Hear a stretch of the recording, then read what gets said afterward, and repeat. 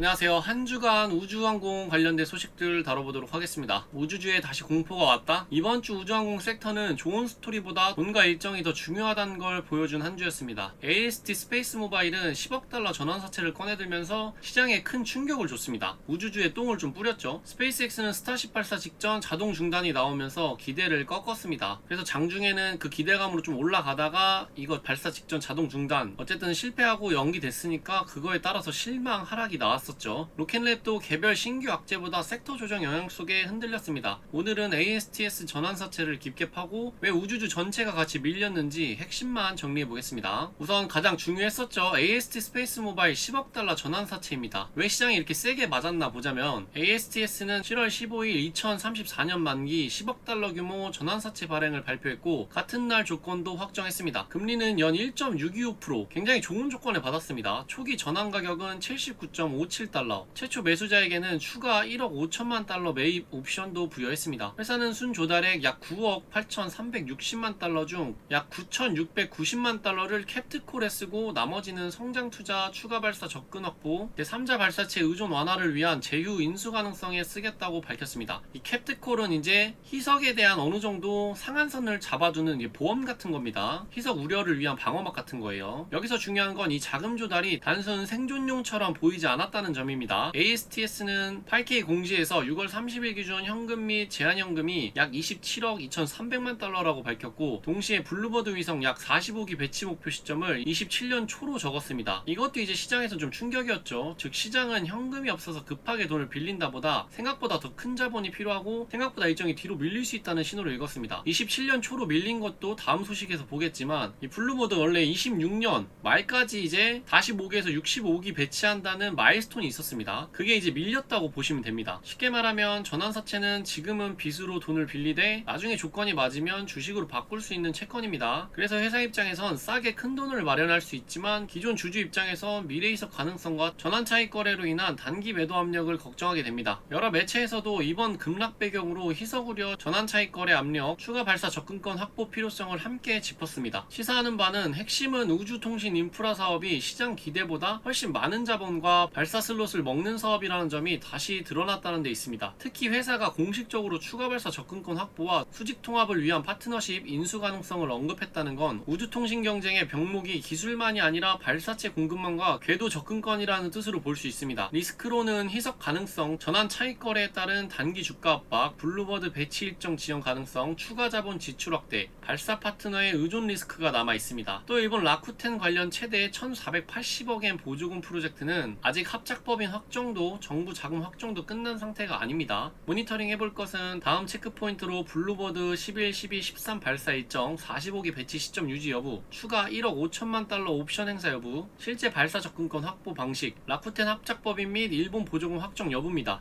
일정이 더 밀리면 이번 전환사채는 성장 투자보다 일정 불안 신호로 더 세게 해석될 수 있습니다. 이어서 ASTS의 약 45기 발사 마일스톤이 26년 말에서 27년 초로 사실상 후퇴했다고 볼 수 있습니다. 이제 공시를 보자면 작아서 안 보이실 수 있겠지만 27년 초 45기 블루버드 위성 올리겠다로 밀렸습니다. 원래 26년 말까지였거든요. 이번 공시에서 27년 초로 밀렸기 때문에 시장이 이것도 반영해서 깎아 내린 것 같습니다. AST 스페이스 모바일은 7월 15일 미국 증권거래위원회 공시에서 기존 발사 계획 관련 내용을 보완 업데이트하며 현재 예상되는 발사 가능성을 기준으로 27년 초 약 45기 블루버드 위성을 목표로 한다고 밝혔습니다. 기존 공식 목표는 26년 말까지 블록2 블루버드 위성 약 45기 60기를 발사하는 것이었습니다. 블루버드 7이 잘못된 궤도에 투입된 이후에도 회사는 한동안 26년 말 약 45기 목표를 유지했지만 이번 최신 공시에서는 같은 약 45기 발사 캠페인의 목표 시점을 27년 초로 제시했습니다. 회사가 공시에서 직접 기존 목표를 연기한다라고 표현한 것은 아닙니다. 다만 기존 공시 내용을 업데이트하면서 수량은 원래 45기에서 60기였는데 45기로 낮아졌고요. 시점은 26년 말에서 27년 초로 이동했습니다. 기존 약 45기 발사 캠페인의 완료 시점이 사실상 뒤로 이동한 거라고 보여집니다. 현재 정상적으로 궤도에서 운용되는 상업용 블루버드는 9기입니다. 다음 블루버드 11, 12, 13은 스페이스X 펠컨 9을 이용해 8월 전반기에 발사될 예정입니다. 이 발사가 성공하면 총 12기가 되며 수정된 약 45기 목표까지는 이후에도 약 33기를 추가로 올려야 합니다. 한 번에 3기씩 발사한다면 단순 계산으로 약 11회의 추가 발사가 필요합니다. 더 많은 위성을 한 번에 실을 수 있는 대형 발사체를 활용하면 횟수는 줄어들 수 있습니다. 하지만 현재 블루버드 14 이후에 구체적인 발사체 발사의 해당 탑재 수량은 충분히 공개되지 않았습니다. 회사는 일정에 영향을 주는 핵심 요소로 발사 가능성을 언급했습니다. 이는 단순히 로켓 한 대를 예약하는 문제만이 아니라 위성 조립과 시험 완료, 발사체 준비, 발사 슬롯 확보, 운송과 통합, 발사장 일정 정확한 궤도 투입까지 모두 포함하는 개념입니다. 쉽게 말하면 ASTS가 위성을 생산하더라도 이를 제때 실어 올릴 발사체와 발사 슬롯이 없으면 상업 서비스를 시작할 수 없습니다. 이번 목표 변경은 단순한 숫자 수정이 아니라 위성 제조와 발사 공급망이 당초 계획보다 빠르게 진행되지 않고 있다는 신호입니다. 시사하는 바로는 ASTS의 기업 가치에서 가장 중요한 것은 위성을 몇 기를 만들었냐보다 충분한 수의 위성을 언제 궤도에 올려 연속적인 상업 서비스를 시작하느냐입니다. 약 45기 배치 시점이 늦어지면 통신사 서비스 개시, 가입자 확대, 매출 발생, 현금 흐름 개선 시점도 함께 뒤로 밀릴 수 있습니다. 이번 10억 달러 전환사채 자금의 사용처에 추가 발사 접근권 확보와 발사 관련 제휴 인수 가능성이 포함된 것도 회사가 현재 발사 공급망을 중요한 병목으로 보고 있다는 의미입니다. 리스크로는 27년 초 약 45기 목표가 다시 밀릴 가능성이 남아 있습니다. 블루버드 11, 12, 13의 8월 발사가 지연되거나 발사 이후 안테나 전개와 위성 가동에 문제가 발생할 수도 있다는 점, 블루버드 14 이후 구체적인 발사 계획이 공개되지 않은 상태에서 33기를 짧은 시간에 추가 배치해야 된다는 점도 부담입니다. 발사 일정이 늦어질수록 상업 서비스와 매출 발생이 지연되고 추가 전환사채나 주식 발행 필요성이 다시 커질 수도 있습니다. 모니터링 해볼 것은 블루버드 11, 12, 13이 실제로 8월 전반기에 발사되는지, 발사 후 위성 전개와 가동에 성공하는지 확인해야 되고요. 이후에는 블루버드 14부터 어떤 발사체를 사용하고 한 차례 몇 기를 실으며 27년 초까지 필요한 발사 슬롯을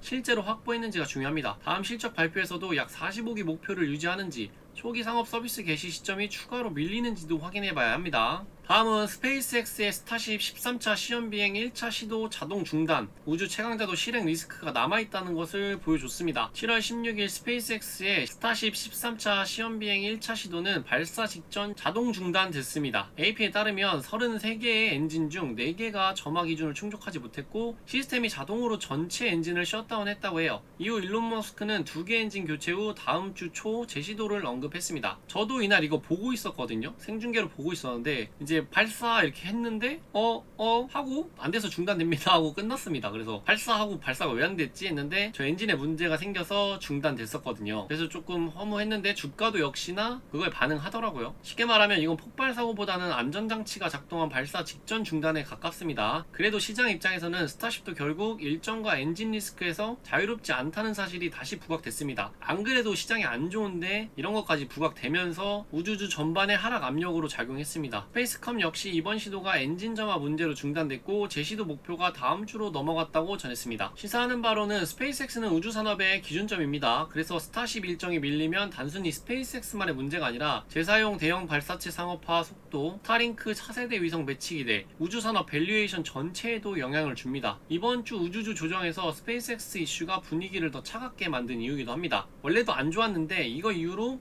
당연히 스페이스X도 내려왔고요. 다른 우주주들도 하락 압력이 거세졌었습니다. 리스크로는 스타쉽은 여전히 시험 비행 단계입니다. 일정 지역 엔진 신뢰성, 재사용 검증, 미국 항공우주국 달 탐사 일정과의 연결 리스크가 남아 있습니다. 이번 이벤트는 실패라기보다 중단이지만 시장은 대개 일정이 밀린다는 사실 자체에 먼저 집중하죠. 모니터링 해볼 것은 다음 제시도 일정, 교체 엔진 관련 설명, 다음 시험 목표 달성 여부, 스타링크 탑재 시험 진행 여부를 봐야 할 것 같습니다. 동시에 스페이스X 주가가 IPO가 135달러를 다시 회복하는지도 중요합니다. 스페이스X는 최근 IPO가 135달러 아래로 내려갔고요. 밸류에이션 부담과 향후 유통 물량 증가 우려를 같이 안고 있습니다. 지금 스페이스X는 앞으로 채권 발행이 조금 힘들 거예요. 지금 채권 시장에서 스페이스X 채권이 10%가 떨어졌거든요. 6개월 만에 10% 이상이 떨어졌어요. 채권 투자자들은 되게 리스크에 예민한 사람이고 민감한 사람인데 그들은 1년 수익률을 5% 정도로 잡는다고 합니다. 이제 우리는 안전하게 5%만 먹을게, 이게 기대 수익률인데 지금 채권 가격이 10% 이상 떨어졌다고 해요. 그래서 채권쟁이들이 스페이스X 채권이라든지 이런 것들을 안 사고 앞으로 빅테크나 여기저기서 채권이 나와도 받질 않을 거라고 해요. 좀 삐졌다라고 하더라고요. 그래서 다른 채권들도 지금 가격이 하락하고 있는 중입니다. 그래서 앞으로는 스페이스X가 자금 조달이 필요하긴 할 텐데 채권 발행으로는 조금 어려울 수 있고 흥행이 실패할 수 있다. 그래서 유증을 할 수도 있고 뭔가 더 나올 수도 있어요. 자금 조달이 계속 필요하거든요. 스페이스X는 자체적으로 이렇게 선순환 구조가 나오는 회사가 아닙니다. 최근에 이제 목표 주가 높게 준 곳의 리포트를 봤는데 그들이 바라보는 이제 긍정 시나리오, 최상의 그 긍정 시나리오가 누가 봐도 현실로서 좀 어려운 그런 리포트가 나와가지고 사실상 안 된다는 거 아니냐로 보고 있더라고요. 그래서 어쨌든 스페이스X에 대한 안 좋은 그런 것들이 많이 껴있는 상태입니다. 다음은 우주주 전반의 조정. 이제 시장은 스토리보다 자본 비용과 실행력을 봅니다. 이번 주 조정은 ASTS 하나, 스페이스X 하나의 문제가 아니었어요. ASTS는 전환사치와 일정 이슈가 겹쳤고 스페이스X는 스타쉽 일정 차질과 IPO 이후 수급 냉각이 겹쳤습니다. 여기에 로켓랩까지 같이 눌린 건 시장이 우주주 전체를 다시 지금 얼마를 벌고 앞으로 얼마를 더 태워야 하며 그 돈으로 실제 언제 서비스를 시작하느냐 이것을 기준으로 보기 시작했기 때문입니다. 쉽게 말하면 우주주는 다시 한번 내러티브 조정장이 아니라 밸류에이션과 자본 조달 조정장에 들어온 느낌을 보여주고 있습니다. 이제 우주 섹터가 더 하락하게 된 이유는 제가 저번 주에 소식 전해드렸던 중국의 재사용 로켓 다시 이제 그물로 잡아내는 그거 성공했다는 뉴스가 불었잖아요. 이게 이제 AI 섹터에 불고 있는 저가형 AI 모델이 앞으로 태양광이나 전기차 같이 가격 경쟁에서 저렴하게 이제 제공해서 우위를 점하는 그런 모습을 우주에서도 보여주는 거 아니냐. AI도 지금 그런 우려가 반영돼서 조정을 받고 있잖아요. 그래서 우주도 갑자기 이게 불었습니다. 야, 중국에서 저렇게 재사용 로켓 성공했네. 이제 쟤네도 저렇게 가격 경쟁으로 할 텐데 앞으로 니네가 서비스하는 거 가격 더 내려가야 되고 싸질 거 아니야. 그러면 지금의 가치 밸류가 맞아? 이거를 AI 시장도 받고 있고 우주 시장도 갑자기 이게 불어왔습니다. 중국의 저 재사용 로켓 받아낸 걸로. 그래서 저걸 이제 재사용하려면은 이번 연도 11월인가 10월 8월이었나? 11월인가 10월일 거예요. 그때 이제 저걸로 재사용 로켓을 쏜다고 해요. 거기에 성공하면 그거에 대한 충격으로 또 한 번 우주주 전반의 조정이 나타날 수도 있습니다. 뭐 이거를 저는 좋게 봤거든요. 사실 전체 시장이 커지고 경쟁이 불어오면서 미중 패권 다툼에 우주도 있기 때문에 달 먼저 점령하는 것 때문에 이 모습을 보면서 급박해져서 미국 국가 차원에서 우주 섹터에 뭔가 뿜뿌가 올 거다 이렇게 봐서 좀 좋게 봤는데 오히려 시장에서는 안 좋게 봐서 그거에 대한 가격 경쟁과 마진 우려로 하락 압력이 더 세지고 있다라고 하더라고요. 시사하는 바로는 이 구간에서는 같은 우주주라도 차별화가 더 심해질 수 있습니다. 로켓랩은 반복 발사 실적과 매출 기반이 있고 ASTS는 직접 통신 스토리는 강하지만 자본 집약도가 매우 크며 스페이스X는 업계 최강이지만 IPO 직후 수급과 밸류에이션 부담을 받고 있습니다. 즉 앞으로는 우주주라는 이유만으로 같이 움직이기보다 누가 돈을 덜 태우고 더 빨리 실서비스와 현금 흐름으로 연결하느냐가 중요해진 시점인 것 같습니다. 리스크로는 추가 자금 조달, 발사 슬롯 부족, 일정 지연, 수익화 지연, 락업 및 유통 물량 부담이 이어지면 우주주 변동성은 더 커질 수 있습니다. 특히 스페이스X IPO 이후 섹터 전체가 과도한 기대의 현실 재평가 과정을 한 번 더 겪을 가능성이 있습니다. 이 스페이스X 스타쉽 또 쏘는 거 저거 성공해야지만 이제 본전하거든요. 만약에 저기서 뭔가 터진다라든지 뭔가 안 좋은 이슈가 불어오면 또 한 번 우주 섹터에 충격이 올 수도 있습니다. 모니터링 해볼 것으로는 ASTS의 자금 조달 후 주가 안정 여부, 스페이스X 제시도 발사 결과, 로켓랩의 다음 공식 업데이트, 우주 ETF 흐름, 섹터 전반 단기 바닥 형성 여부를 봐야 할 것 같습니다. 정리하고 끝내보자면은 우주주는 다시 꿈보다 돈과 일정으로 가격이 매겨지는 장세로 넘어왔습니다. 이번 주 우주항공 섹터에서 가장 중요했던 인사이트는 시장이 이제 우주주를 멋진 기술 스토리보다 얼마나 싸게 돈을 조달할 수 있는지, 실제 발사 슬롯을 확보했는지, 서비스 개시 시점이 얼마나 가시적인지로 보기 시작했다는 점입니다. ASTS는 현금이 아예 바닥나서가 아니라 더 공격적인 성장과 발사 접근권 확보를 위해 10억 달러 전환사채를 꺼냈지만 시장은 그것을 먼저 희석 가능성과 사업이 생각보다 더 자본 집약적이라는 신호로 해석했습니다. 스페이스X는 업계 최강자임에도 스타쉽 일정과 IPO 이후 수급 부담에서 자유롭지 않았고 로켓랩도 이번 주에는 개별 뉴스보다 섹터 멀티플 조정 영향을 더 크게 받았습니다. 결국 앞으로 우주주에서 프리미엄을 받을 기업은 스토리만 큰 기업이 아니라 발사, 자금, 고객, 실서비스 개시를 하나의 선으로 연결할 수 있는 기업일 가능성이 큽니다. 우선 저는 여기에 이제 로켓랩이 가장 적합하다라고 개인적으로 생각하고